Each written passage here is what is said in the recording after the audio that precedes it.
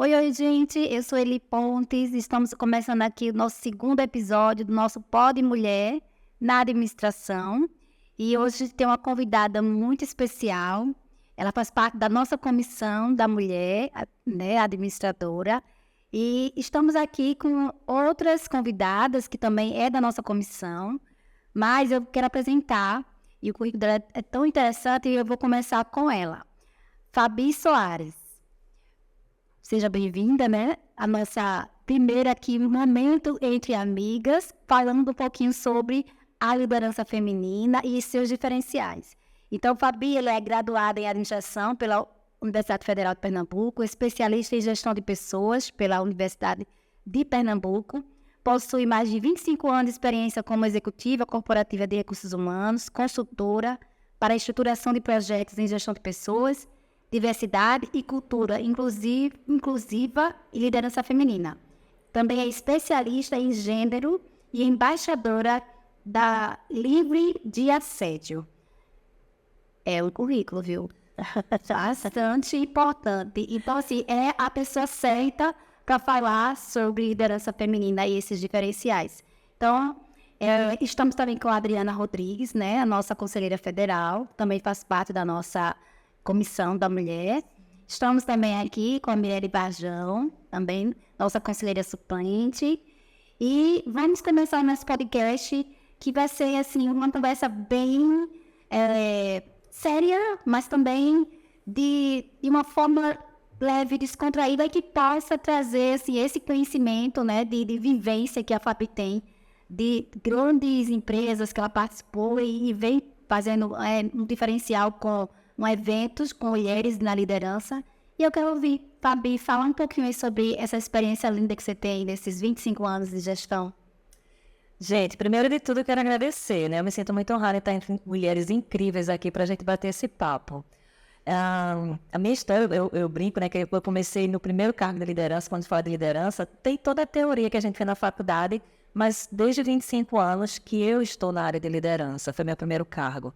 E ainda meio menina lá, né? 25 anos, imagina. Então, de lá para cá, foram várias situações, várias experiências. Foram mais de 25 anos como executiva. Tive a oportunidade de morar não só em Pernambuco, mas também conhecer um pouco da cultura local do Rio. Morei no Rio, morei em Salvador, em São Paulo. E também uma experiência bacana como consultora da ONU Mulheres, né? Vocês comentaram aí enquanto especialista de gênero. Então, gente, desse lugar eu quero trocar figurinhas com vocês. E eu queria até abrir esse primeiro bloco contando para vocês uma situação que lá na época, né, aquela Fabi de 25 anos, quando assumiu, imagina, né, mulher nordestina, 25 anos, assumir a coordenação de 7 unidades de uma empresa, de um segmento considerado muito machista e masculino já na época. A gente está falando de 25 anos atrás, né? E era uma multinacional revendedora de veículos pesados. Então, imagina, com 25 anos assumir, né? O primeiro impacto que eu tive foi ser respeitada no meu lugar de liderança. Mas naquela época, até jeans e tênis era o que eu mais usava. Né? Eu vim conhecer bico fino e salto alto logo depois. Mas, assim, estar ali, para além da parte técnica, e aí eu já estava numa jornada de desenvolvimento muito forte tecnicamente, mas do ponto de vista de liderança, eu achei que os meus maiores desafios iam ser da liderança em si. Mas, na verdade, foi o fato de ser uma mulher ocupando esse lugar de liderança.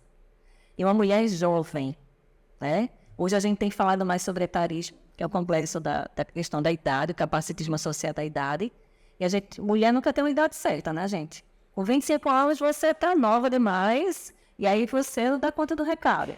Nos 50 você já é uma coroa madura e algumas coisas podem ser questionadas. Exato. Então lá eu tinha duas coisas. Era mulher e era muito jovem, tá? Então acho que a gente pode começar contando um pouquinho dessa história aí e trocando figurinhas aqui. Pois bem, então assim, fala pra gente, Fabi, nessa tua trajetória como consultora, Tá. nessas organizações, o que você tem visto de mudança nessa questão da mulher e a liderança? Quais são as tuas percepções e a realidade nua e crua nas organizações? Como é que é? Essa pergunta aí. Então, né? Deixa eu ver. Olha, eu fui executiva há 25 anos, né? E fiz essa transição. Até tem algumas pessoas que podem estar nos ouvindo, né, nos vendo, falar sobre isso. Essa decisão da transição, eu brinco que não tem idade, né? Senti um incômodo. Aquele velho clichê, gente. Se eu tô indo trabalhar e eu não tô feliz, pode parecer clichê, mas assim, liga uma luz amarela, porque a vida não tem ensaio. É só uma vez, né? Então não dá para você se permitir fazer algo que te gere sofrimento. Então, meu lema, quem convive comigo perto sabe que precisa ser sem sofrimento. Então, na hora que acendeu essa luzinha amarela, eu fiz a transição de carreira, há mais de 10 anos já como consultora. Eu percebi também um caminho mais desafiador pela questão de gênero. Né? Toda a nossa conversa aqui é pode, mulher, tudo. Né? E nessa questão de gênero, a gente tem desafios a mais. Né? Então, falando da verdade nua e crua, enquanto consultora nas organizações, apesar, eu sempre destaco, já teve uma evolução, né? Por exemplo, a gente tem uma conselheira federal num conselho que tem historicamente sempre lugares ocupados por homens, a gente não tem como dizer que não está furando uma bolha, né? Então, nas organizações existe sim, tá? Mas, por outro lado, o que as estatísticas nos dizem? Quando eu entro numa empresa, por exemplo, na época de consultora da ONU, que a gente ia fazer vários trabalhos de diversidade e inclusão com a pauta de gênero. Então, vou dar um exemplo do Porto Digital, que era tecnologia, que muita gente conhece. A tecnologia é conhecida por ser uma área disruptiva. Na hora de tecnologia, puxa todas as tendências, né? Então, quando eu chegava nas empresas enquanto consultora, as pessoas diziam assim para mim, Fabi, aqui a gente nem levanta nenhuma bandeira, porque aqui a gente já nasceu diverso. A gente não tem isso, é tudo, né, muito igual. Eu disse, pô, que bacana, né? Então, vamos olhar os números. E aí os números espelham a estatística. O que é que você tem? Quando é na base ali da pirâmide de cargos operacionais, você tem 50% homens, 50% mulheres, da grande maioria. Quando você sobe para o primeiro nível de gestão, de supervisão e coordenação, nós já caímos ali para 26%, André, mais ou menos. 26%. Quando a gente é para o nível gerencial, a gente cai para 15%. Veja quantas de nós ficaram pelo caminho. E se eu vou para o nível de CEO... Eu tive a oportunidade de organizar um evento só para os CEOs, por exemplo, lá na área de tecnologia do Porto Digital. Eu tive dificuldade de achar uma CEO mulher, quando a gente tem mais de 300 empresas embarcadas lá. Então, esse é o recorte da realidade. Né? Então, quando a gente sobe para o nível de CEO, você cai ali para 9%. E se você for olhar o conselho administrativo ocupado por mulheres, que é um cargo, né, que influencia muito as políticas internas das empresas, esse número cai para 4%. Então, veja, essa é a realidade que se espelha nas organizações. E tem mais.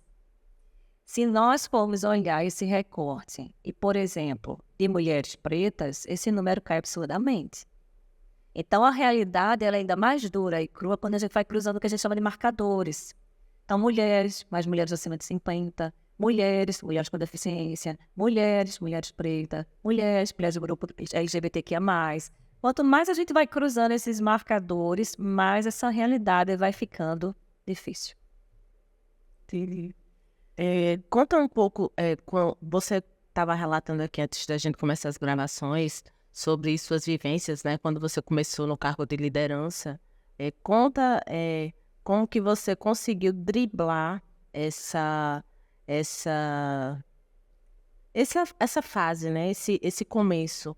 Né, como você disse, estava começando um cargo de liderança, já tinha um pouco de experiência, mas ainda tinha um machismo muito impregnado, né, dentro das organizações.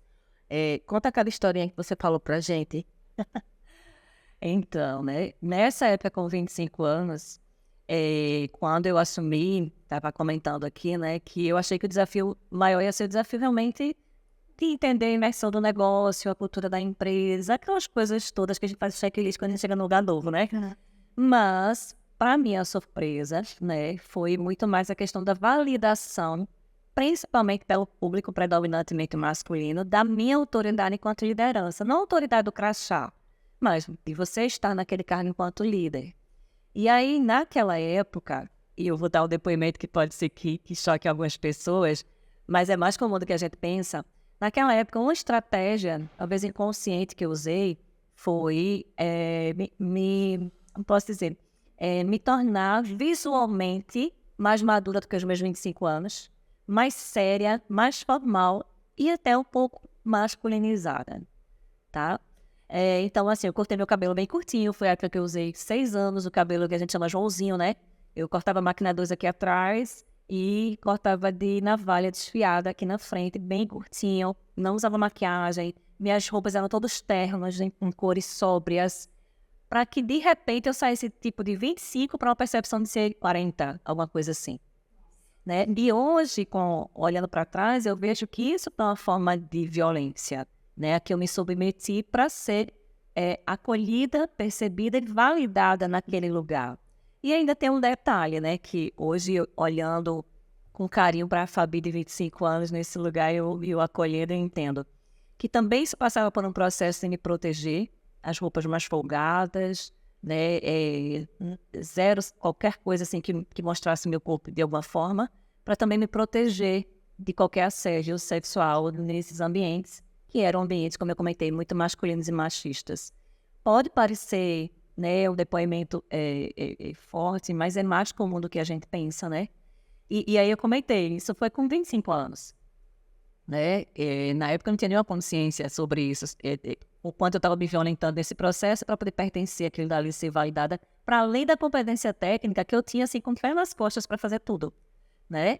E hoje, quando eu comentei dos avanços, né, agora em setembro a gente teve a Lei 14.457 de enfrentamento ao assédio sexual nas organizações, mas veja quanto tempo se passou para que finalmente as empresas privadas fossem responsabilizadas por ter um ambiente livre de assédio sexual, que parece o mínimo, né? Mas não é. E fica uma coisa meio velada. As estatísticas mostram que a cada 10 mulheres, 6 pedem demissão porque as empresas não fazem nada, né? Então as mulheres vão pedindo demissão, mas o assediador continua lá, e aí ele só muda o nome, mas continua assediando e nós continuamos pedindo demissão. Então a lei veio meio que para romper um pouco disso. Isso é uma realidade que é muito comum, mais do que até muitas pessoas imaginam, né, Fabi? E como você está nessa frente aí, vendo muita coisa, tendo bastante contato com pessoas, com homens e mulheres também, você consegue ter essa percepção ainda, de forma ainda mais clara, né? Sim, né? Acho que todo mundo tem uma história para contar. Se eu for perguntar aqui para as meninas, todo mundo vai ter uma história para falar sobre assédio, né? Sobre ter sido também colocada. Será que ela vai dar conta? Será que ela vai conseguir dar de conta desse trabalho? Será que ela vai conseguir dominar a equipe? Será que ela vai conseguir levar adiante o que tem que ser feito? A gente, infelizmente, ainda entregar os resultados, exatamente. A gente ainda é muito questionada, né? E é engraçado, né? Que vendo pesquisas, a gente viu que ainda existe preconceito também das próprias mulheres, né? De serem lideradas por outras mulheres. A gente até para pensar, poxa, uma mulher duvidando de outra mulher, né? Não existe a sororidade, né? Que é o que deveria existir, a empatia, por sermos mulheres, né? Acolher a outra e trazer ela para mais perto. Ainda existe preconceito também de outras mulheres, né? Então é um fato que está bem forte ainda, né? Então, né? Existe porque nós somos criadas nesse universo. Né? Historicamente, a gente é criada para concorrer uma com a outra, né? Mas eu sou muito otimista, eu acho que as coisas melhoraram muito, mas eu também sou muito realista, né? Claro que tem um caminho, mas cada vez mais, principalmente mulheres que estão em posição de liderança, compreenderem que elas não precisam, para ser aceitas pelas pessoas, passar, por exemplo, por esse processo que eu passei, né? Elas não precisam ser duras, eu vou colocar assim, agressivas, ou algumas expressões muito vulgares, né, que os gestores homens usam, a gente não necessariamente precisa ir para esse lugar, né? E ainda assim, se você cresceu muito na carreira na empresa, as mulheres que vêm depois de você, elas não precisam passar pelas mesmas dores e lutas que você passou. Por quê? Porque você já abriu caminho, né? Então, não necessariamente uma mulher que chegou no cargo de liderança, precisa cobrar de outras mulheres que venham na sequência, que ajam, por exemplo, como eu agi naquela época. Por quê? Porque eu já abri caminho, então eu vou dando a mão para trazer outras mulheres. Isso é uma coisa tão interessante, parece poético, mas não é prático. Principalmente para as mulheres administradoras que trabalham com RH. Um dos caminhos é, se eu tenho o poder de fazer seleção, recrutamento e seleção, e que eu já vou dando as dicas, né? Pra gente virar esse jogo, né? Virar essa mesa. Então, se a gente trabalha no recrutamento e seleção, a gente tem um olhar dentro do processo seletivo de inclusão. Então, a gente sair um pouco do padrão normativo, que muitas vezes é buscar homens brancos, héteros, assim, assim, assim, assim, e a gente oportunizar a inclusão de perfis diferentes. E a gente tem esse poder quando a gente está no processo seletivo. Então, se eu estou empatada tecnicamente com um colega profissional de mercado, oportuniza que essa mulher acesse essa vaga, né? Que efetivamente ela participe do processo seletivo e se chegue na amostragem final. Porque o RH, no lugar de seleção, ele tem muito poder. O candidato só avança se passar pelo crivo do RH, né? Mas se o nosso olhar ele estiver muito carregado de vieses inconscientes nossos, da nossa educação, da nossa história, da nossa cultura, a gente vai cortar, né? Então, aqui a primeira orientação é, nós temos o poder de virar essa chave. Recentemente, eu estava fazendo um processo seletivo para uma vaga de executiva numa empresa multinacional e na equipe final, na etapa final, ficou uma mulher preta, do cabelo meio black, curtinho. Eu achei maravilhosa, não só pelo que ela representava, ia entrar no processo de substituição de uma gestora anterior, que era uma mulher branca, uma carga muito forte ali nos seus vieses. Então, esse é um ganho muito grande para a organização. E aqui entra outro ponto, gente, a maternidade. Exatamente a maternidade. Ela estava empatada com outra candidata que não tinha filhos. E o peso da mulher mãe, e quando a criança está na primeira infância, o peso para essa mulher mãe crescer na carreira ou entrar numa empresa é muito grande, gente. Eu já sabedora disso como especialista de gênero pela ONU, na hora que eu fui apresentar o meu cliente, ela tinha 2 filhos, eu precisei apresentar, ali ainda estava na discussão dos perfis, eu precisei apresentar a rede de apoio dela. Sim, ela tem 2 filhos, mas uma filha estuda, faz exercício, a outra filha mora junto com ela, a mãe dela também mora junto com ela, dentro de uma rede de apoio, de modo que não questionassem a disponibilidade dela no novo desafio, porque tinha do filho com ela. Então, além de ser mulher preta, ser mãe com a filha na primeira infância. Volto para a sua pergunta, Eli. Como é a realidade no e nas organizações?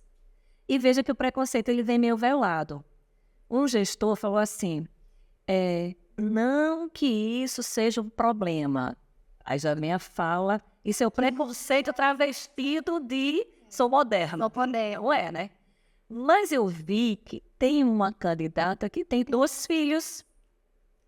Aí sim, então vamos conversar aqui um pouco, né? Para poder ela não ser eliminada. Porque naquele momento, nós, enquanto RH, enquanto pessoas recrutadoras, temos esse poder, né, de argumentar, de comprar a briga. Mas se a gente não se posicionar e não comprar a briga, aquela executiva, que é uma executiva top, mulher preta, com seu black, mãe de filhas pequenas, teria saído do processo. É impressionante. Então, a gente precisa assumir que esse problema é nosso e a solução passa por nós, né? E as administradoras, as mulheres administradoras têm muito poder nesse sentido. E eu lembro, acho que na época também quando eu participei de algumas empresas, tinha muito essa questão, né? De, se você é casada, também já é um ponto negativo. Não é só o fato de ter filha, né? Quando você é casada, na época, inclusive, era casada, já é um ponto negativo. Porque na cabeça deles, se você casou, breve você vai ter um filho. Breve você vai engravidar, você vai passar por uma gestão dentro da empresa, e a empresa, para eles, na cabeça deles, eles vão ter prejuízo. Porque ela vai ter a licença maternidade, ele vai ter que recrutar outra pessoa para substituir ela. Então, tudo isso aí, acho que também, Fabi pode até, de repente, aí... Mas, assim, eu passei por isso porque eu já fui casada, na época que eu participei de empresas, né, como CLT, e na época da seleção eles visavam muito isso. Já perguntava logo, é casada? Quer ter filho? Vai ter filho? Quer ter filho? Essa pergunta, quer ter filho? Gente, isso é muito... Sim, que quer dizer que a mulher não pode nem ser casada, porque se ela for casada, ela já vai ter filho. E se ela tem filho, ela também é assim... Julgada, porque ela também tem filho, porque ela também não vai ter tempo. Ela de ser gestora e dar resultado, porque ela tem exatamente o dela com a família dela E os homens nunca são questionados se tem 2, 4, Não, e se são casados, não são de jeito nenhum. não E a são mulher, questionados. infelizmente, ela é muito julgada. E aí, quando a gente vai olhar para aquela pirâmide que eu apresentei aqui, por que temos poucas mulheres em cargos de gestão? A gente está começando a desvendar um mistério, Exatamente. né? Um dos estigmas desse crescimento é o que a gente chama de dupla ou tripla jornada. A gente está falando do olhar da maternidade, mas a gente coloca isso dentro de uma cesta mais ampla, que a gente chama de cuidado não remunerado. O que é o cuidado não remunerado? É o cuidado com os trabalhos domésticos, os filhos pequenos, parentes acamados que estão em casa, ainda que seja sogra ou sogro, que vai cuidar da mulher, então não é? Pessoas que têm algum tipo de deficiência. Então, toda essa carga de trabalho, ela entra ali, na grande maioria das vezes da nossa sociedade, para as mulheres. Então, no home office, isso ficou muito acentuado, gente. Porque num casal heteronormativo, se tivesse algum quarto na casa isolada, ia ser para o escritório do marido. E se a mulher trabalhava, ela tem que ficar ali dando conta da escola das crianças online, da comida, porque, né, numa época que a gente ficou totalmente sem ajuda de qualquer pessoa, as crianças ficaram em casa, todo mundo em confinamento e isolamento. Então, essa mulher tem que dar conta de toda a rotina alimentar, de comida da casa, de cuidados, da homeschooling. E eu ouvi vários relatos de amigas minhas executivas que o marido estava lá do quarto. Amor, traz um cafezinho para mim, porque ele estava no escritório. Inspira. O almoço vai ser aqui, ó. Ela precisava dar conta das metas dela de produtividade e dos projetos e tudo. Qual era a hora que essa mulher conseguia fazer as entregas? Porque ele estava conseguindo dessa análise, né? Então, por outro lado, isso a gente está falando do home office, mas esse espelho, gente, é muito forte. Porque enquanto os profissionais homens estão no tempo livre, ou estudando, ou se dedicando, ou jogando pelada, né? As mulheres estão fazendo o quê? Estudando, fazendo um networking, se encontrando, saindo para tomar umas amigas, minimamente descansando. Não. Tem tempo para cuidar da família. Não é? E tem mais. Eu recebi uma executiva num evento. Vocês sabem que eu conduzo um projeto de mulheres na liderança há mais de 5 anos, reúne mulheres executivas do mundo corporativo, e a executiva, que era a principal convidada, me mandou uma mensagem, acho que era quase meia-noite. Ela é executiva de uma grande empresa a nível Brasil, que a matriz fica aqui, né, em Recife. Ela veio para mim e falou assim: amiga, eu acabei de botar roupa na máquina. Ela tinha chegado em casa, ela tem uma filha na primeira infância, os sogros dela são idosos, moram com eles, e o marido é trabalhador da capital. E ela, obviamente, por ser uma mulher privilegiada na condição financeira, ela tem uma rede de apoio, né? Mas naquele momento, inclusive, ela estava colocando a roupa na máquina, ela tinha terminado de fazer tudo que ela tinha feito em casa, ensinado as tarefas, colocado a bebê para dormir, tudo certinho, tudo direitinho, e colocando e tirando a roupa da máquina. Veja, uma executiva de alto padrão, nível diretora, né, estaria comigo no outro evento no dia seguinte, às 8 da manhã, plena, para dar uma palestra, e ainda assim, a carga do cuidado não remunerado para essa executiva. Então, é uma realidade que bate à nossa porta, e quando a gente vai avaliar os números, e por que não crescemos tanto, porque as mulheres passam tanto tempo na faculdade, não têm as mesmas oportunidades, não têm as mesmas promoções, né? O que é que nos alegra? É que existem hoje mais empresas inclusivas, né? Eu tenho um exemplo também bem interessante de uma empresa em que eu fiz o processo seletivo para uma executiva de uma unidade e ela disse assim para mim: Fabi, eu preciso te falar que eu estou em tratamento, né? Eu e meu esposo, porque a gente quer ter um bebê. E esse bebê, ele pode chegar a qualquer tempo, porque nós estamos nesse tratamento. Então, eu quero ser olha a angústia dela. Eu quero ser honesta com você de falar para com medo de ser julgada depois, caso eu parecesse grávida na empresa. Então, veja a angústia dessa executiva. Gente, como assim, gente? Isso é para ser uma angústia, né? E aí ok. E aí fui conversar com a cliente da empresa e ela falou assim: Fabi, ela vai ser super bem recebida e o bebê dela também.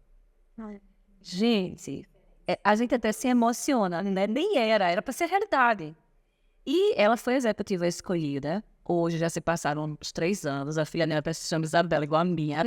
Isabela. E assim, é outra realidade, né, gente? Mas é quase uma bolha quando a gente encontra uma realidade assim. Se sente acolhida. E assim, a gente está já no finalzinho, né, do nosso tempo, infelizmente. Mas vamos olhar agora o copo mais cheio, do outro lado mais positivo, né? E qual é o diferencial de ter uma mulher na liderança? Outra pergunta de milhões. Gente, olha só. O diferencial de ter mulheres em cargo de liderança, obviamente, primeiro de tudo, é gerar representatividade.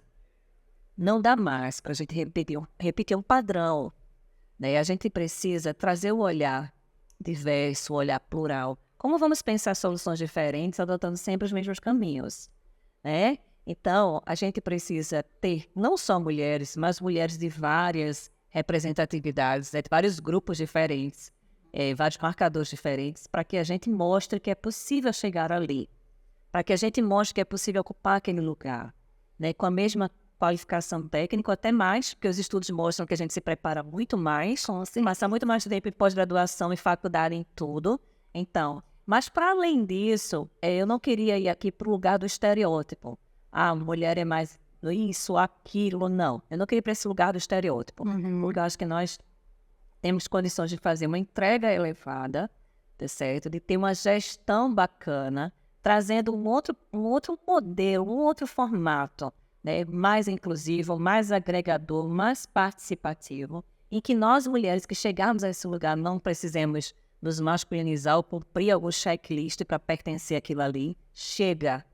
Sejamos nós mesmas, com as nossas forças e vulnerabilidades, que nós possamos acolher outras mulheres e impulsioná-las, porque somos nós quem vamos impulsioná-las, né? Uma mulher dando a mão para outra, para que a gente possa, no grupo de conselho, termos mais mulheres pensando em políticas, né? Nos grupos de diretoria também, para que a gente possa impactar até a base, né? Agora, é fato que a gente precisa ter algumas ações internas. Eu comentei aqui de recrutamento e seleção, vou falar outra, que é realmente uma jornada de desenvolvimento para mulheres na liderança.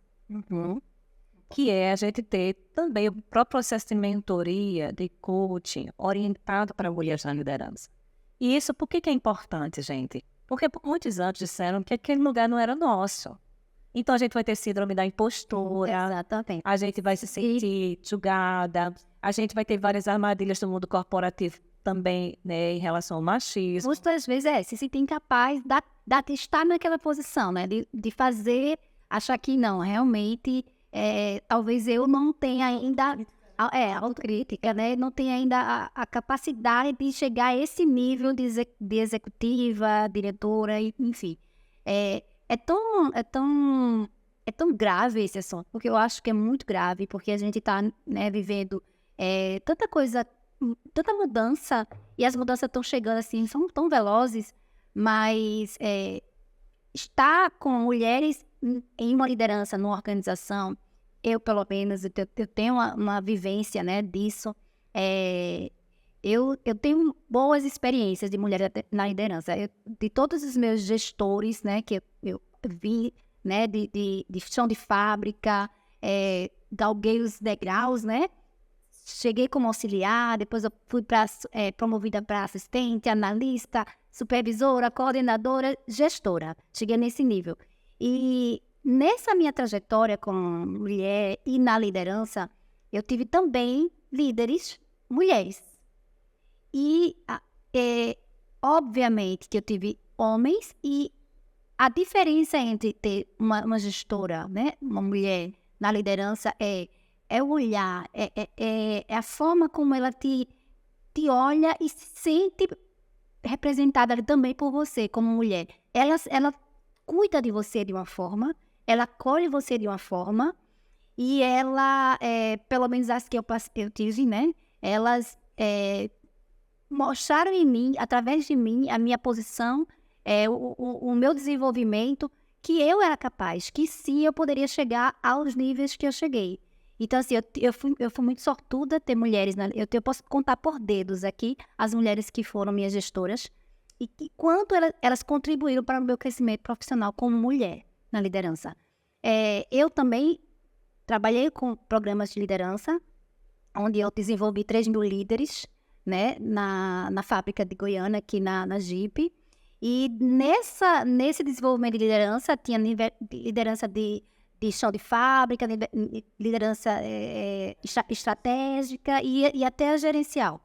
E eu vi nascer uma líder que hoje eu olho e assim, eu fico perplexa, como uma menina que chegou, né, com Fabi, de 20, 22, 25, eu acho que no máximo 22 anos, e hoje ela é CEO mundial, né, da Stellantis, que é da fábrica da Jeep aqui em Goiânia, a Juliana Coelho. Então, assim, eu fico maravilhada quando a gente vê esses exemplos de mulheres que, né, galgaram ali os degraus e elas foram mostrando, sim, que elas são capazes, que independentemente do mundo, né, bem masculino, né, de uma montadora de carro, imagina essa mulher no meio de uma reunião executiva com tantos homens ali para discutir o mercado automotivo, né, as suas dificuldades, as suas estratégias,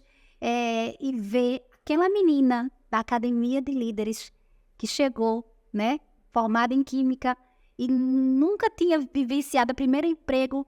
Então, assim, eu fico imaginando, né, quantas, né, Julianas, Fabis, Elis, Adriana, Mirelle, então quantas dessas meninas, elas têm essa oportunidade? Então, assim, como as empresas podem, né, como exemplo, mostrar que elas podem dar essa oportunidade e aí as mulheres são capazes, sim, de chegar onde elas quiserem chegar. Eu queria complementar essa fala, Andy. Eu falei muito aqui em relação, né, a mulher gera representatividade para quem vem depois dela. Ela abre caminho, isso é muito potente, né? A partir, por exemplo, da questão da Juliana, outras meninas se reconhecerem naquele lugar. Por outro lado, se nós temos mulheres na liderança, que nós tenhamos um olhar de menos julgamento para essa mulher que é líder nos seus comportamentos.